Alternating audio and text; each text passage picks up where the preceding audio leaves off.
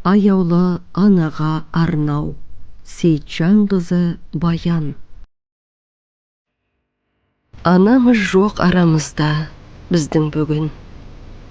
Өзіңізден айырылдық бір жыл бұрын. Орның толмас жанашырым, анашым-ай, қайта келмес күлімдеген жүзіңіз ай. Әкемізден бала кезде біз айырылдық. Анашымның арқасында еш қиындық көрмедік.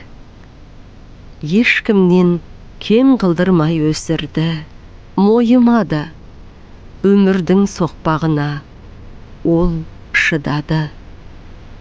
Қыран құстай қорған болдың анам бізге. Нәп-нәзік көрінгенмен сыртқы көзге. Сіз жоқта тосқауылсыз желесетін секілді. Тоңып жүрміз, қанатыңмен жылытушы ең өзің бізді.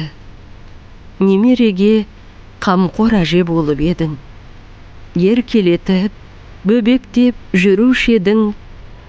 Немере деп ішкен асын жерге қойған, жанашырым, жан беруге дайын едің. Жаныңыз болсын жәннатта, асыл анам. Осындай анадан туғаныма мен мақтанам. Қабіріңіз нұрға толып, жарық болсын.